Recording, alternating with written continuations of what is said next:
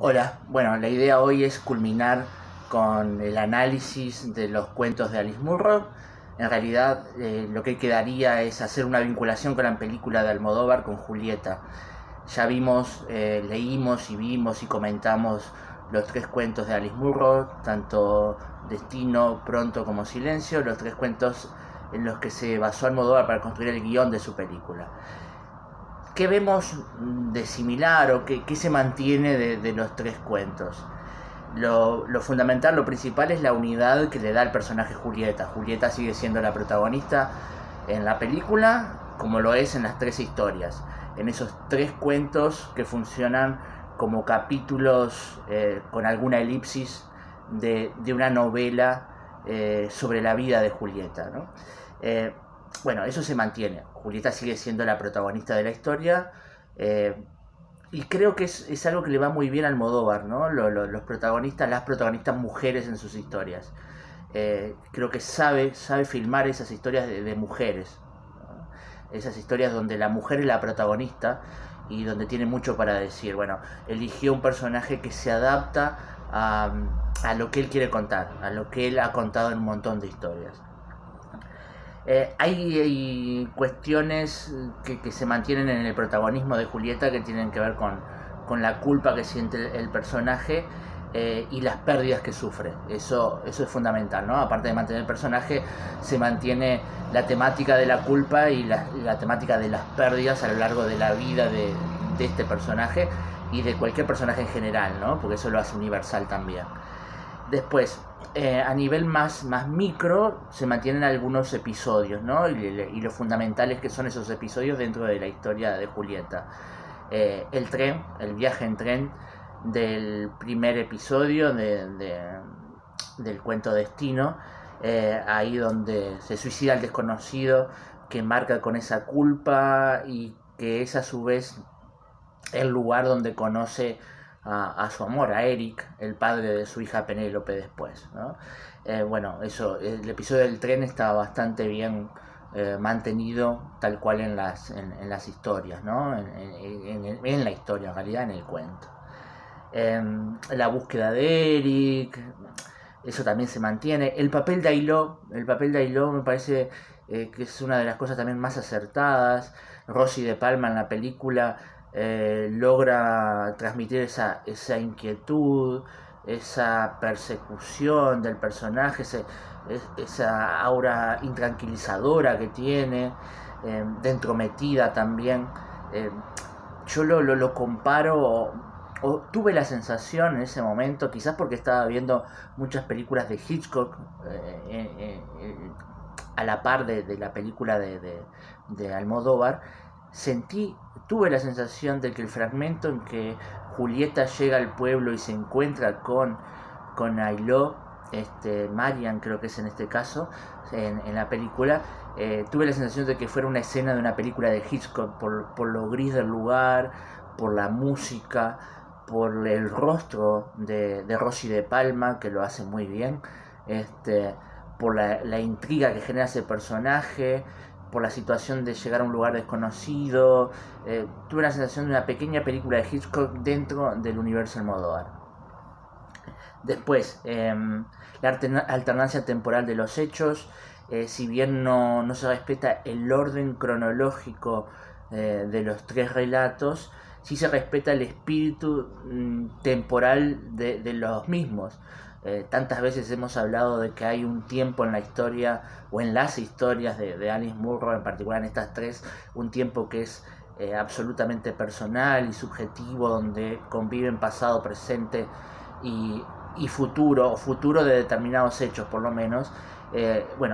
Eso se mantiene también en la historia, aunque no se mantenga el orden exacto en que ocurren en los tres relatos, ¿no? Porque comenzamos con el presente de Julieta, o lo que es en determinado momento el presente de Julieta, con su novio Lorenzo, la posible mudanza. Bueno, ya Julieta, que ha sido abandonada por Penélope hace muchísimo tiempo, eh, que acá no lo sabemos todavía, ¿no? En el comienzo de la película. Pero mantiene, insisto, ese manejo del tiempo esencial, que es un manejo del tiempo subjetivo de la vivencia de los personajes. Por lo tanto, lo central creo que lo fundamental logra mantenerlo Almodóvar. Julieta como protagonista, la culpa, las pérdidas, el conocimiento de Eric, el nacimiento de una hija, la inquietud de Ailó, la relación con los padres, la vivencia del tiempo, decía, la centralidad de la mujer como protagonista, del drama de esa mujer. Y en la cuestión del tiempo hay una escena que a mí me gustaría destacar, que es aquel momento en que después de la muerte de Eric, del padre de Penélope, que en la película no se llaman así, ¿no?, los personajes, después de la muerte de su esposo, Julieta está en un estado depresivo, y su hija y la amiga de la hija le ayudan a bañarse, y le están secando la cabeza, le colocan una toalla por encima de la cabeza secándole el pelo, y cuando levantan la toalla, Julieta ha cambiado.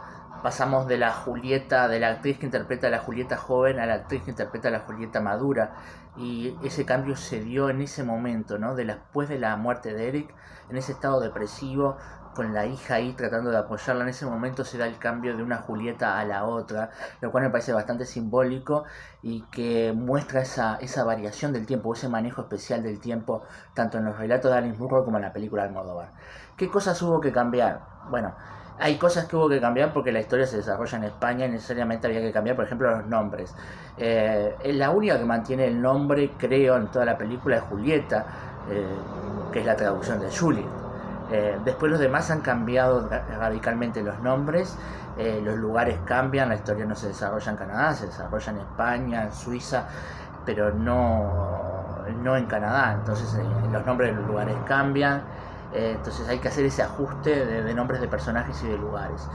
Hay algunas simplificaciones en la historia, por ejemplo, el romance entre el padre y la ayudante empleada, que en los cuentos eso está como sugerido y termina contándose que el padre en realidad se ha casado con una maestra jubilada, no con la ayudante. Bueno, todo eso se ha simplificado. Bueno, el padre termina con la empleada, ¿no?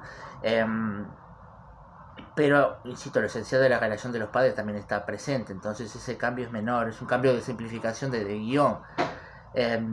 Algunos órdenes, los hechos son cambiados, entonces, como estábamos diciendo recién en la cuestión del tiempo, hay un diario escrito por Julieta, que eso no está en los cuentos, está en la película. El diario es lo que nos sirve para hacer el flashback y conocer qué pasó antes. Bueno, en la medida que pasan estos acontecimientos al inicio de la película, que despiertan el recuerdo en Julieta de Penélope, de su hija, empieza a escribir un diario en la película, ¿no? Empieza a escribir un diario sobre su hija y sobre su historia, en realidad, sobre su historia con su marido, sobre lo que pasó en el tren. Todo eso lo despierta el encuentro con la amiga de la hija en la calle, ¿no? Y el diario es la comunicación con el pasado, la comunicación con la hija que no está y la comunicación con el pasado. Si bien eso no está en los cuentos, varias veces en el cuento hay una intención de Julieta de escribir o de haber escrito, que eso también lo vimos en los análisis de los cuentos anteriores. Bueno, escribo una carta para Eric, escribo una carta para mi hija, que a veces está en la cabeza, a veces está en el papel, pero está la voluntad de escribir la historia. Acá se escribe efectivamente el diario. Eso no está en los cuentos. La importancia del último novio de Julieta no es tal en los cuentos, y sin embargo el papel que hace Darío Grandinetti, a pesar de que es un papel bastante secundario, es importante. Es mucho más importante que el novio de los cuentos, que en los cuentos es el hermano de Krista. Acá es simplemente un amigo, ¿no? Hay todo un apoyo de este personaje que se manifiesta sobre todo en el final, cuando la ayuda a buscar o por lo menos el inicio del viaje de búsqueda de Penélope. Hay un accidente de Julieta en la película que sirve para dramatizar algunos hechos, este acercamiento del personaje de Lorenzo, el novio, la llegada de una carta de Penélope que no llega a manos de Julieta directamente, sino a través de Lorenzo. Bueno, ese accidente ayuda a dramatizar y colocar al personaje en un estado de madurez, de recuperación del recuerdo de la hija, de evaluación de lo que ha sido su vida. Bueno, tiene un encuentro cara a cara, si se quiere, con la muerte. Eso ayuda al personaje a reevaluar algunas cosas y quizás le da ánimo en la película, insisto, en el guión de la película, para salir a buscar a su hija. Además de lo que dice la propia carta, que obviamente tampoco está en los cuentos, ¿no? En la carta donde se cuenta que Penélope ha perdido a uno de sus hijos, esos 5 hijos que se entera por parte de la amiga de la hija. Bueno, acá se entera de que su hija ha perdido uno y ahora eso lo coloca en la historia del guión de la película en un plano de igualdad, ¿no? Tanto Penélope como Julia han perdido a sus hijos de una manera distinta. Julieta tiene, Julia dije creo, ¿no? Julieta tiene ahora la posibilidad de recuperar a su hija, cosa que Penélope no, pero bueno, tiene la oportunidad de recuperar a su madre, que eso tampoco está en los cuentos, ¿no? Sobre todo en el último cuento, en silencio. En los cuentos, en la vida novelada, escrita de Julieta, justamente termina con un silencio, ¿no? La distancia entre madre e hija se mantiene y lo único que tenemos entre los dos personajes es silencio, cosa que en la película varía. Ese silencio se ha roto por una carta. En la película se llama Antía Penélope, y Antía aparece por escrito, aunque sea. Creo que deja muy bien resuelto en Almodóvar de que la búsqueda quedó planteada y nada más. Bueno, van en un auto, se van acercando al pueblo, pero no vemos el reencuentro, y de alguna manera también respeta el silencio de Alice Munro, ¿no? Es un silencio, digamos, menos fuerte que el de los relatos, pero no tenemos el encuentro definitivo entre Antía y Julieta. Ni siquiera está planteado en los relatos, ¿no? El encuentro de Penélope y Julieta. Entonces, esa es una variante importante, pero que en el fondo, insisto, creo que hay un respeto fundamental de los temas y de cómo son los personajes. Eso creo que está bastante respetado.